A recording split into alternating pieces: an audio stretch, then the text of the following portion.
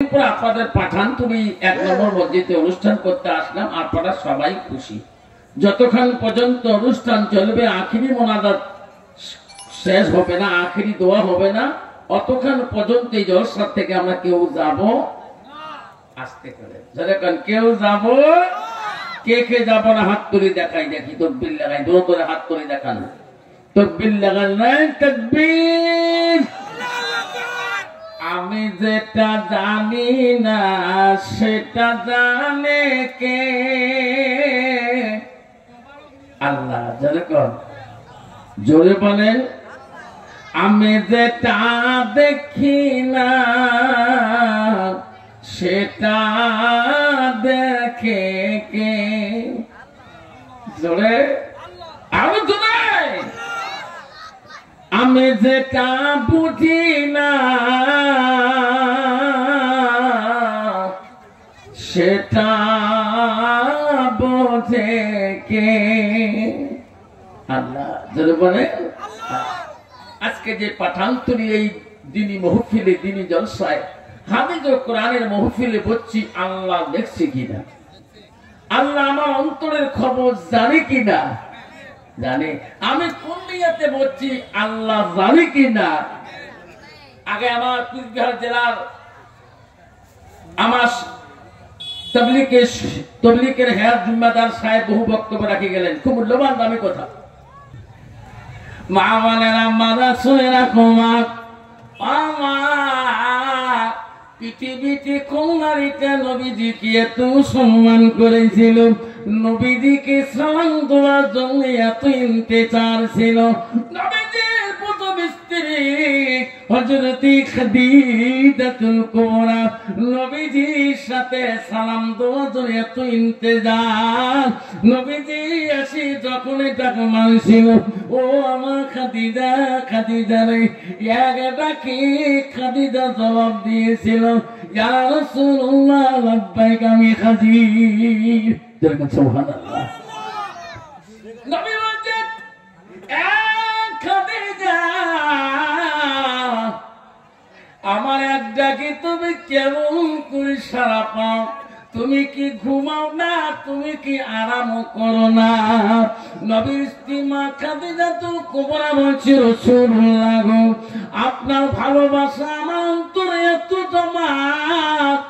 ওগো নবী, আপনি যখন ইসলামের দাওয়াতে দিতে যান, ইসলামের জন্য দ্বীনের দাওয়াত পৌঁছাতে যান, আমি খাদিজা তোমার অপেক্ষা হয়ে থাকি।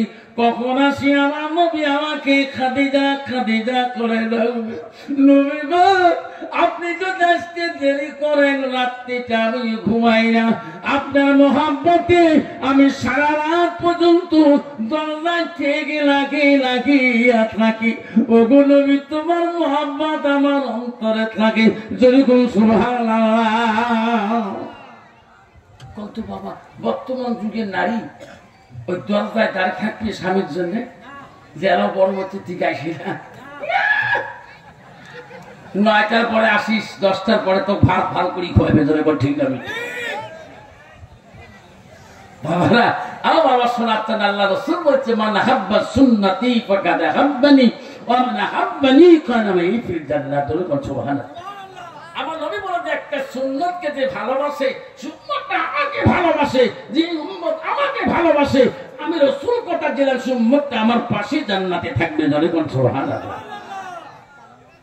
খেতে দে বাপ, আমি তোমাদেরকে সালাম দিয়েছি বাবা, আপনারা যারা আজকে জলসা এসেছেন আমার সালামের জবাবটা দিবেন। আমি আর একবার সালাম দেব, আসসালামু আলাইকুম ওয়া রাহমাতুল্লাহি ওয়া বারাকাতুহু ওয়া মাগফিরাতুহু। দেখো, আজকে পাঠানতলীর 1 নম্বর মসজিদের উন্নতি কল্পে আজকের জালিসুর রহমানের সুনামধন্য সভাপতি মহাশয়কে আমি আমার অন্তর থেকে তার সর্বপ্রথম সালামটা দিলাম।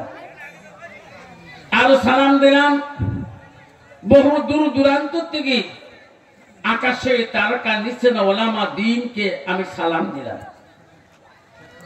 আরো সালাম দিলাম আমার আব্বাজনের বৈশিষ্ট্য যারা আব্বাজন এসেছেন তাকে আমি সালাম দিলাম।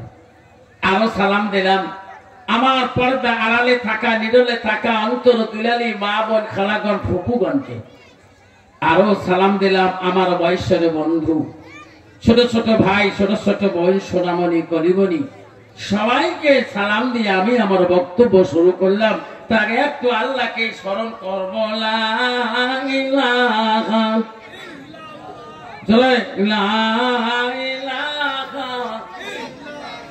সুবহানাল্লাহ ওয়ালহামদুলিল্লাহ লা ইলাহা ইল্লাল্লাহ। আকাশের মালিক যে আল্লাহ, সবাই কোন আকাশের মালিক যে আল্লাহ, জমিনের মালিক সেই আল্লাহ। লা ইলাহা চন্দ্রের মালিক যে আল্লাহ, সূর্যের মালিক সেই আল্লাহ। লা ইলাহা রিজকের মালিক যে আল্লাহ, মুহূর্তের মালিক সেই আল্লাহ। লা ইলাহা লা ইলাহা লা ইলাহা ইল্লাল্লাহ মুহাম্মাদুর রাসূলুল্লাহ মুহাম্মদ সাল্লাল্লাহু আলাইহি সাল্লাম। বাপদাদা আমার বলেন রিজকের মালিক কে? চিল্লিয়ে বলবে রিজকের মালিক কে? আল্লাহ। আল্লাহ রিজকের মালিক। আল্লাহ একটা পানির ভিতরে, সমুদ্রের নিচে একটা ক্ষুদ্র প্রাণীকে আল্লাহ রিজেক দেয়। একদমই ঠিক। গাছের তলার মধ্যে গাছ কাটলে কতগুলো পোকা পুড়ে, কারণ রিজেক। 6 মাস পর্যন্ত ব্যাং, যে ব্যাংরা আমরা বর্ষার সময় কেউ ধরে, ব্যাংরা মাটি কাটলে সেই ব্যাং মাটির তল থেকে বেরিয়ে। আমি মাঝে মাঝে ব্যাংটাকে ফুচুৎকে বেরিয়ে দৌড়ে কেটে খাইছি কি, তারপর দেখলাম ওই জায়গাটা কি সুন্দর সাজানো, কোনো দিকে কোনো ছিদ্র নাই। আল্লাহ সেই মাটির নিচে সে ব্যাংকে দেখতে পাচ্ছে। সুবহানাল্লাহ। আজকে যদি পাতালতলির মানুষ তন্ত কেউ না খেয়ে আছে কি না? আল্লাহ এত দয়ালু, আল্লাহ বড় রহমান। আল্লাহর মতন দয়ালু পৃথিবীতে কেউ নাই। আজকে আল্লাহ রিজিক খেয়ে আল মসজিদুল বাইতুল্লাহ, আল্লাহর ঘরে মুসলমান যেতে ঘৃণা মনে করে। যখন ঠিক না ঠিক, আমি দেখছিলাম একটা করে সমাজের মধ্যে 60 থেকে 80 ঘর লোক, আর নামাজের ওয়াক্ত সময় মাত্র 4 জন থেকে 3 জন। তোমাদের সমাজে নাই? আসামে আছে বাপ। এক মসজিদে নামাজ পড়তে গেলাম, এক আত্মীয়র বাড়িতে যে দেখি বিল্ডিং, ভাবো কি সুন্দর মসজিদ, কত সুন্দর উজুখানা, কত রঙের ফ্যান, কত লাইট। নামাজ পড়লাম 4টে লোক। আমি ভাই 4 জন হলো। ভাই সমাজের লোক কতগুলা? হুজুর 262 ঘর লোক। নামাজ পড়ে কয়জন? তো হুজুর ফজরের নামাজ 3 জন, এরা তোমরা ভাই হলো 4 জন। তাহলে এই লোকগুলো কি বানাইছে? শুক্রবারে বাইরে কাতার পাওয়া যায় না। এমনি ফির কোন নামাজ রে? মুই মনে মনে করি না 7 দিনে আল্লাহ মতো জান্নাতে টিকিট দিয়ে দিছি না। আল্লাহ নবীর কাছে আব্দুল্লাহ ইবনে মাসউদ হইতে প্রশ্ন আছে হাদিসটা। আল্লাহ নবীকে বলল, قال النبي صلى الله عليه وسلم ايما ما يحب الله تعالى নবী গো, ওগো নবী, আল্লাহর কাছে সবচেয়ে ভালো বস্তু, ভালো আমলটা কি? নবী বলল, কানাত সালাতু আলা ওয়াক্তিহা, যখন সময় হয়ে যাবে, ওয়াক্ত হয়ে যাবে, সময় মতে নামাজ পড়াটা, ওয়াক্ত মতে নামাজ পড়াটা আল্লাহর কাছে সবচেয়ে বড় আমল। সুবহানাল্লাহ। বাপজান আমার, ও পাঠানতুলির বন্ধুগণ শুনে রাখেন, আব্বারে সোনারা, কাল কিয়ামতের ময়দানে সর্বপ্রথম দলিল হইবে, সর্বপ্রথম দলিল করবে আল্লাহ কিয়ামতে হাসুরে নামাজে। আজকে মুসলমান নামাজ পড়ে না, ও সোনা মসজিদের মধ্যে ওই হালকা মসজিদে বড় মসজিদে মাকে যখন আজান দেয় গো, হাজারো মুসলমান চার দোকানে পানের দোকানে চৌপতিতে বসে সময় কাটায়, মুয়াজ্জিন আজান দেয় মসজিদে, আল্লাহু আকবার আল্লাহু আকবার আল্লাহু আকবার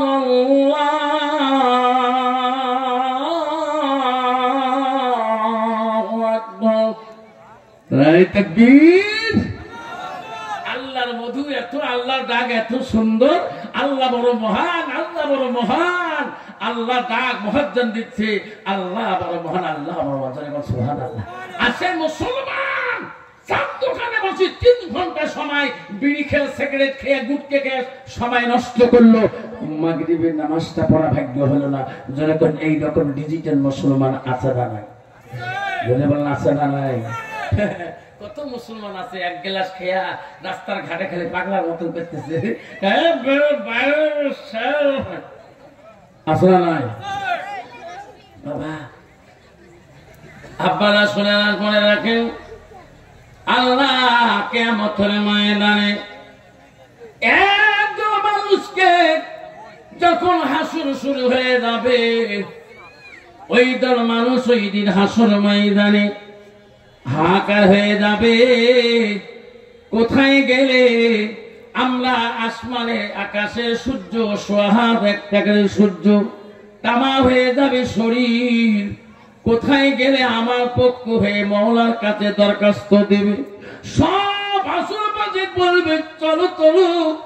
আমার আদি পিতা ছিল হযরতে আদম আলাইহিস সালাম, আমার আব্বা জান হয়, মা হাওয়া হলো আমার আম্মা জান, সবাই আদম নবীর কাছে চলে যায়। হাসর বাজে না, সবাই আদম আলাইহিস সালামের দরবারে চলে যাবে, যে বলবো আব্বা আমরা তোমার ছেলে মেয়ে গো, আজকে হাসরের ময়দানে আমরা সহ্য করতে পারি না, আপনি দয়া করে একবার মওলার দরবারে সুপারিশ করে, আমরা তবে সহ্য করতে পারি না, আল্লাহর কাছে একটা আমার পক্ষ হয়ে দরখাস্ত দেন। আদম বলবেন না না বেটা, আজকে আমার পাওয়ার নাই, আল্লাহর কাছে দরখাস্ত তোমার বেটা, আমি পৃথিবীতে আদম এমন একটা ভুল করেছি, কখন আল্লাহ আমার হিসাব চাই, আমি আল্লাহর কাছে দোয়া আমার ভাগ্য হবে না। সবাই বলবে আল্লাহ আব্বা আমার, আপনি পৃথিবীতে কি ভুল করেছেন? আপনি আমার আদি পিতা আদম নবী, আপনি ছিলেন। আদম আলাইহিস সালাম বলে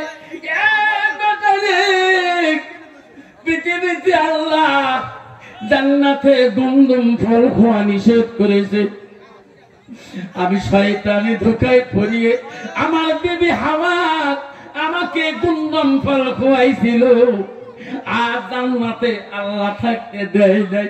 350 বছর পর্যন্ত আমরা দুইজনে কান্দি বেড়াইছিলাম, 350 বছর পরে আল্লাহ ক্ষমা করে দিয়েছে।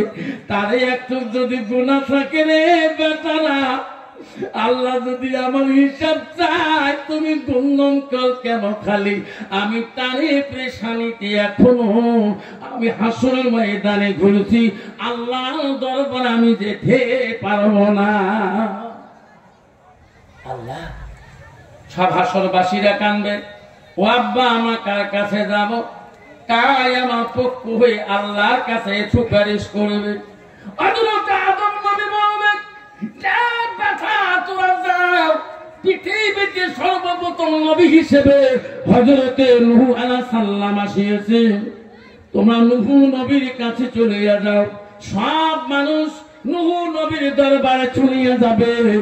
নূহ নবীকে বলবো, ও আমার নবী, আল্লাহর কাছে একটু আমার পক্ষ হয়ে দরখাস্ত দাও, আমরা সূর্যের তাপ আমরা সহ্য করতে পারি না, আপনি সর্বপ্রথম নবী হিসেবে আসছেন। হযরতে নূহ আলাইহিস সালাম বলবে, আমি পারবো না, আমি পারবো না। কেন পারবেন না? তখন নূহ দিয়ে বলবে, আল্লাহর বান্দারা, আমি নবী হইতে পারি, আমার সন্তান ছিল কিনা ইসলাম মানে না, ইসলাম গ্রহণ করে নাই। আল্লাহ যদি বলে, রে নূহ, তোর নিজের সন্তানকে ইসলাম আনতে পারিস নাই, এই কিনানের জন্য প্রমাণ দিয়েছে। যদি আল্লাহ বলে, নূহ রে, আজকে তোর ব্যথার জন্য তোর হিসাব হবে, আমি নূহ তার পেরেশানিতে আছে হাসর ময়দানে, আমি পারবো না তোমার পক্ষ হয়ে মাবুতের দরবারে দরখাস্ত দিতে পারবো না। তাহলে কার কাছে যাব? হযরত নূহ নবী হাসরবাসীর চোখের পানি দেখেই বলেন, ওগো আল্লাহ বান্দারা কাঁদবেন না, আমার পরে এমন একজন নবী পৃথিবীতে এসেছে, আল্লাহ তাকে হযরতে মুসা আলাইহিস সালাম, মুসা নবীর কাছে চলে যাও। হাসরবাসী দৌড়ি দৌড়ি মুসা নবীর কাছে চলে যাবে। মুসা নবী বলবেন, আমি পারবো না, আমি পারবো না। কেন পারবেন না? আল্লাহ তোমার উপরে কোরআন নাযিল করেছে, আপনি কেন পারবেন না? হযরত মুসা বলবে, আমি দুনিয়াতে একটা ভুল করেছি, একটা মানুষকে ইসলামের দাওয়াত দিতে যায় এমন একটা মারিছি, এক শহরের লোকটা মরে গেছে। আল্লাহ যদি বলে, মুসা রে, আমি তো তোকে এইভাবে ইসলাম প্রচার করতে বলি নাই, আমি মুসা ঠকিয়ে যাব, আমি পারবো না, আমি বড় ক্লান্ত হয়ে আছি। ও হাসরবাসীরা, আমার পরে একটা নবী এসেছে, আল্লাহ তার উপরে কোরআন নাযিল করেছে, তার নাম হলো হযরত ঈসা রুহুল্লাহ। আল্লাহ তার উপরে ইনজিল কোরআন নাযিল করেছে, তার কাছে তোরা যা। হাসরবাসীরা ঈসা রুহুল্লাহর কাছে, মা মরিয়মের সন্তান ঈসার দরবারে চলে যাবে। সবার চোখের পানি দেখে ঈসা রুহুল্লাহ বলবে, হাসরবাসীরা, আজকে আমি তোমার পক্ষ হয়ে আমি আল্লাহর কাছে সুপারিশ করতে পারি না। কেন? আপনাদের আল্লাহ কোরআন নাযিল করেছে, আপনি কেন পারবেন না? আপনি তো নবী।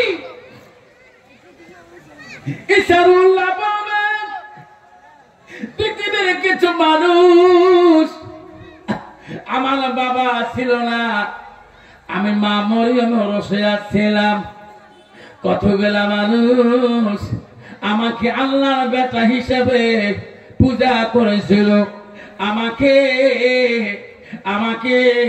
আল্লাহর বেটা বলি। যেমন খ্রিস্টান না পাদরীরা, যিশু খ্রিস্টানরা হযরত ঈসা নবীকে আল্লাহর বেটা বলে বলে।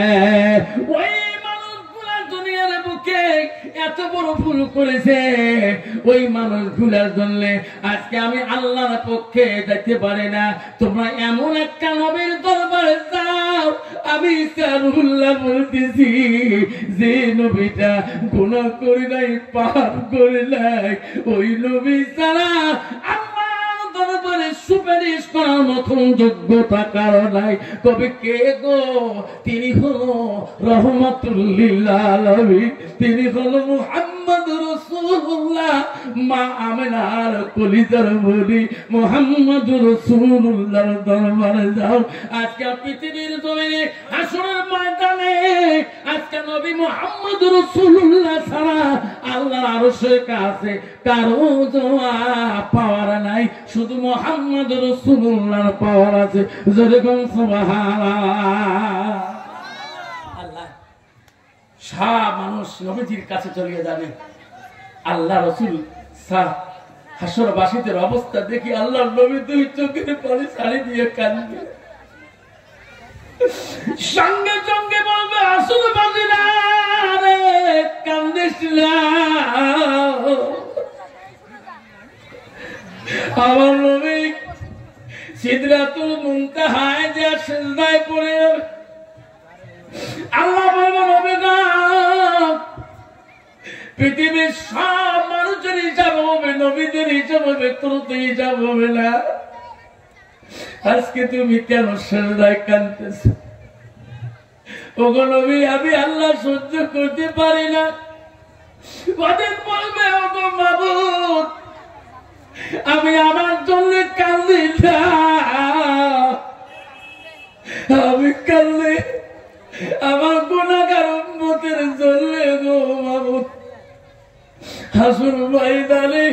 আমার গুনাহগার উম্মতগুলো কিছু করে মাফ করবি না।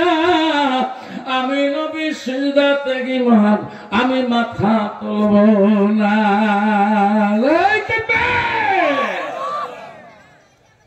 আল্লাহ বলবে নবী যা রে, আল্লাহ বলবে নবী যা মুহাম্মদুর রাসূলুল্লাহ, তোর মনোনীত উম্মতকে নিয়ে তুমি জান্নাতের দিকে চলে যা, আমি আল্লাহ বাধা করব না। সুবহানাল্লাহ। হযরত মা আয়েশা হইতে হাদিসে বর্ণিত আছে, নবীকে প্রশ্ন, ইয়া রাসূলুল্লাহ, হাসরের ময়দানে আপনি কেমন করে চিনবেন আপনার মনোনীত উম্মত? এটা আপনার উম্মত ছিল। নবী মা আয়েশা প্রশ্ন করেছিল, নবী বলছে, আয়েশা রে, একটা খোলা ময়দানে যদি 10,000 ঘোড়া থাকে, আয়েশা 10,000-এর মধ্যে একটা ঘোড়া রং যদি চক্রা বক্রা হয়, ফটকা ফটকা হয়, চক্রা বক্রা হয়, প্রয়োজন হলে 10,000-এর মধ্যে ওই চক্কা ফটকা ঘোড়াটা খুঁজি পাওয়া যাবে কিনা? যাবে কিনা? যেরকম যাবে কিনা? মায়েশা বলছে, রাসূলুল্লাহ খুঁজি পাওয়া যাবে। 10,000-এর মধ্যে ওই চক্রা বক্রা ঘোড়াটা খুঁজি পাওয়া যাবে। আমি বলছি, যারা আমার উম্মত হবে, নামাজের জায়গাগুলা, রুকুর জায়গাগুলা, সিজদার জায়গাগুলা হাসরের ময়দানে দূরে ঝিলমিল করবে। আমি নবী আমার সুন্নতের জায়গাগুলা নূরে তাজিলে উঠবে। ওই উম্মত গুলোকে চিহ্নিত করে নিয়ে জান্নাতে চলে যাব। সুবহানাল্লাহ। আজকে সেই নবীর উম্মত হয়ে, নবীর একটা সুন্নতের পায়বন্দি, এখনো মুসলমান হয়ে দাড়ি কাটিয়ে মোছে লম্বা করিয়ে রাখলাম নবীর সুন্নতের মহাব্বত, যেরকম ঠিক না ঠিক।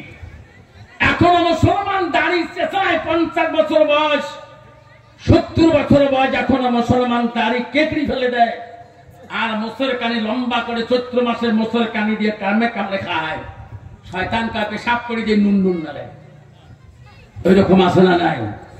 রাসূলের ভালোবাসা কেমন হবে বাবা? নবীজির 10টা দাইনি সুন্নত, কয়টা? 10টা দাইনি সুন্নতের মধ্যে মুসলমানের ভিতরে এই বাইরের 5টা আছে কিনা মুখের আংটি। রাসূল বলছে মাথায় টুপি রাখাটা সুন্নত। 3 তরিকায়, 1 তরিকা লিম্মা চিম্মা রফরা, 3 তরিকায় 1 তরিকায় মাথা চুল রাখাটা সুন্নত। কত বাবা বর্তমান যুগের সমাজে যে যুবকগুলি আছে রে বা, কত কোন তরিকি আছে? আমার কি তো নাই। মাঝে মাঝে না মনে করে ওদি বোধহয় একটা হাড়ি বসা যায়, ঠিক না ঠিক?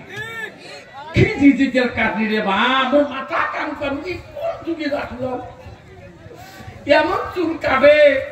এরা একটা কাটনি মিলিছে কি খালি জানেন, সোজায় এলে নাই চুল নাই।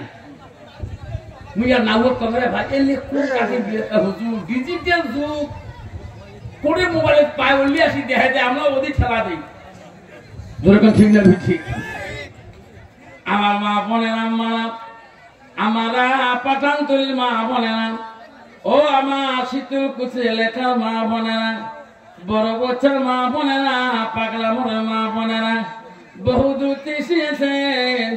আল্লাহ নবী কি বলল?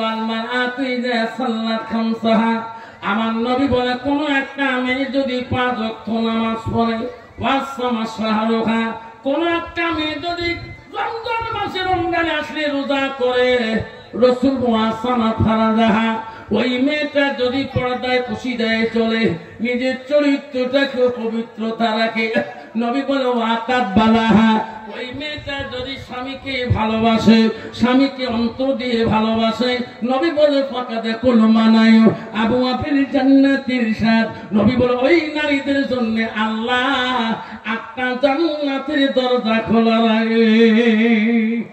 সুবহানাল্লাহ। কত বাবা বর্তমান যুগের নারীরা না নামাজে আছে, না কোরআন তেলাওয়াতে আছে, না কোন পর্দায় ভিড়ে থাকে, না কোন রমজান সহি ভাবে রোজা করে, যেরকম ঠিক না ঠিক? ভাব রে বাপ কি ডিজিটাল নারী রে বাপ বুঝান কালকে আফসার মোল্লা পাঠান তুলে আসিবু আমার একেবারে যা ঘটনা করি হুজুর সবগুলো ফাঁস করে দিয়ে গেছে কে হুজুর বলে গেছে স্বামী বলে অন্তর দিয়ে ভালোবাসা করা হয় বউ হাত ধরে বলে মোলাকাত করা হয় কই মোলাকাত দূরের কথা পরশু দিনে নাটক ঢিকেছ ঢিকে ফেলাছি ঢিকেছ আত্মখালি গেল গেলে পড়ে দেখ তোরা কি গরম গরম হচ্ছে ধরি গেল ফার্মাসি মোকারা ফার্মাসি তো দেওয়া ভাবি ভাই কি হলো গিরি হল রক্ত গিরিয়ে কবার তো পাঙ্গাতে থাকি তো ভাই নাটক ঢিকেছিলাম আজ তুই কিন্তু কবার না কত বা কোনো বউ যদি নাটক ঢিকে কত গরম হচ্ছে যে ফার্মাসি জেলা কবে মো বউ নাটক ঢিকেছে কবে